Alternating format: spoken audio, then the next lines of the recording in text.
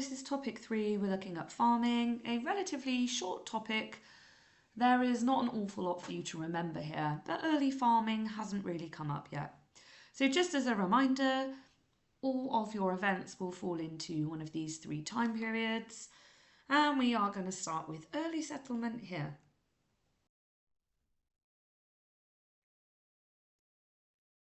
So we begin with the development of the plains and the problems that farmers and travellers encounter when they are farming the plains for the first time. As we know, lots of our migrants are coming from the east, where the climate is very different to on the plains, which has much more extreme weather. So the first problem encountered is a low rainfall. There is only a quarter of the rainfall on the plains compared to the east, so crops don't respond in the same way. This means that farmers are finding it hard to be successful when they're bringing their eastern crops. There's not enough water for the crops, but also not enough water for livestock. And remember, people compete over the parcels of land that have access to water sources, of which there are not very many. There's also frequently drought as well, so long periods of time with no rainfall. And as we know, to be a successful farmer, you do need that access to water. How do people get around this then? Well, they have to build wells. They dig far into the ground until they reach groundwater. Some of these are 300 feet down. This obviously takes a long time.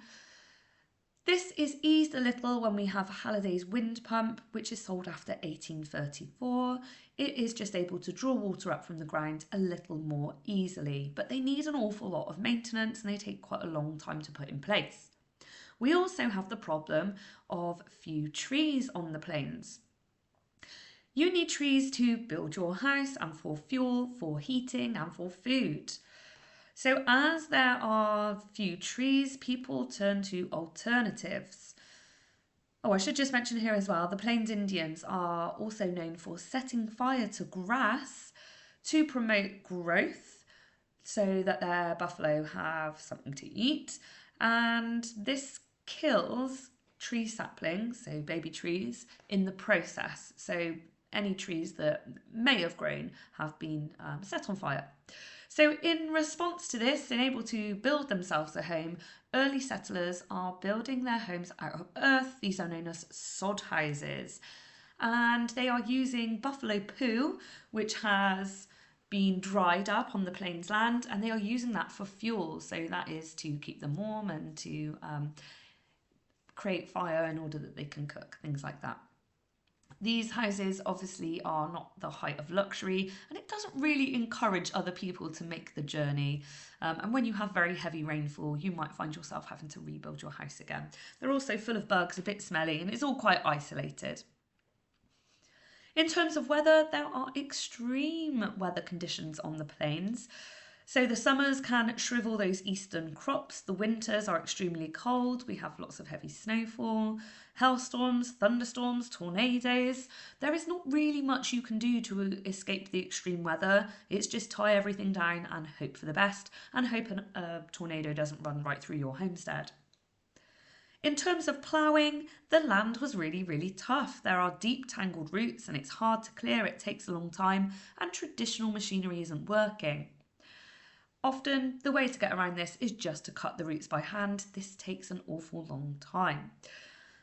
Also, on top of this, there are grasshoppers on the plains, which can decimate entire crop yields, and prairie fires that happen as well when we have very dry, hot summers, which can wipe out crops and homesteads and cause danger to people's lives.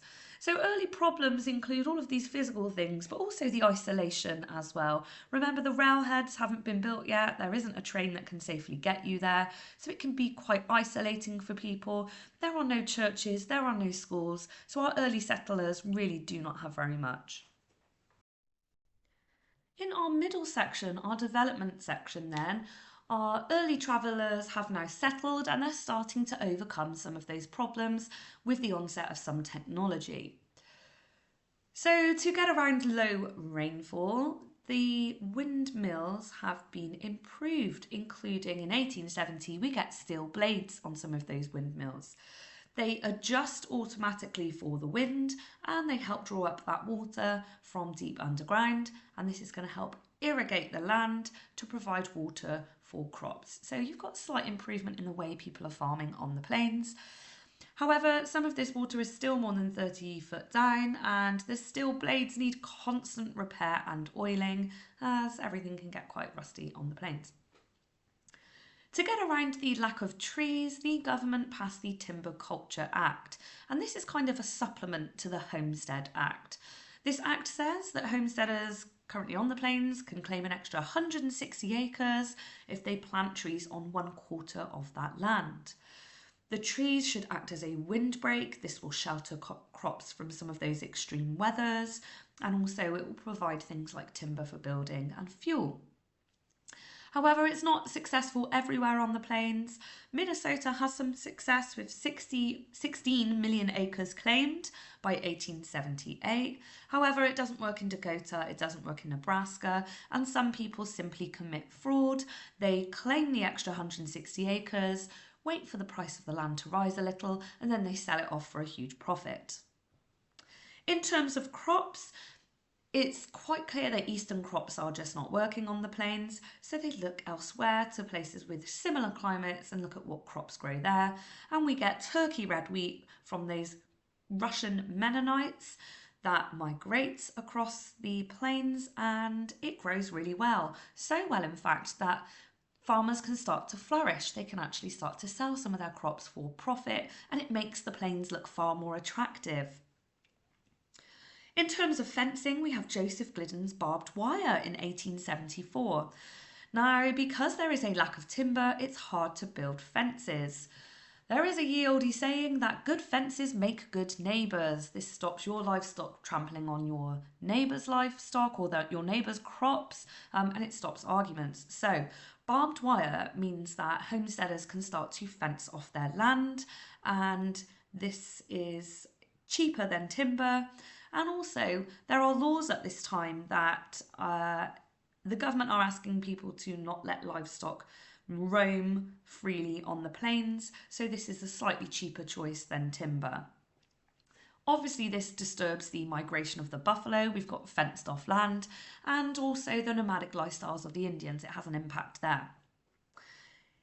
It is very expensive at first, and it does rust quite easily. It needs quite a lot of maintenance. However, it does solve some problems of tensions between homesteaders, ranchers at the very beginning here.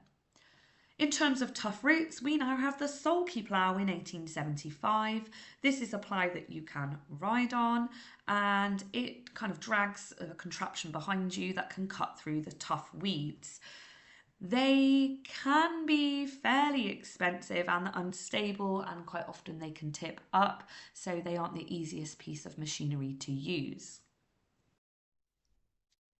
In our final conquest section then of development of the plains, we've had our early settlers. They've overcome some of those problems, and by 1876 we see a little bit more in terms of inventions that are going to make things easier for farmers.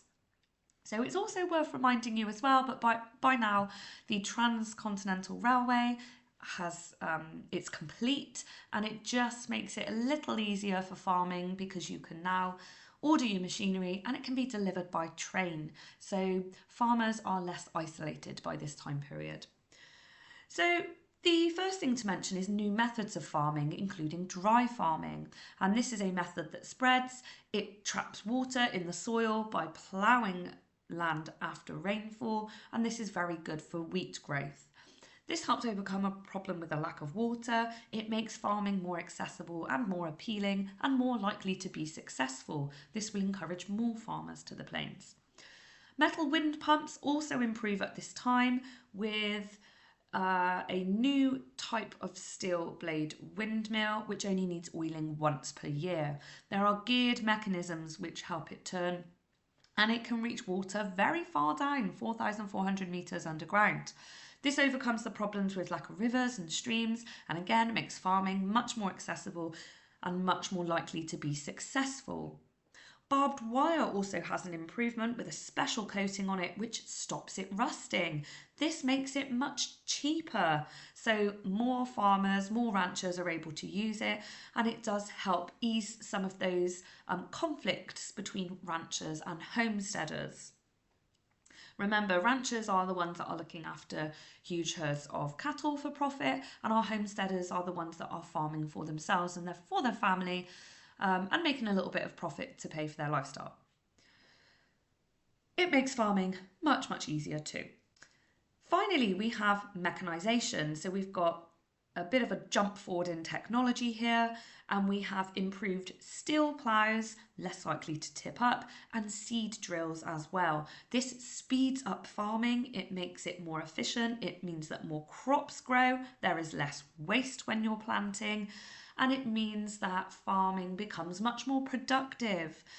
This means that farmers are earning more money because they are growing more crops, making more money, and they are investing that back in more machines. So they are stimulating the economy with farming. So there's a big boost to the economy.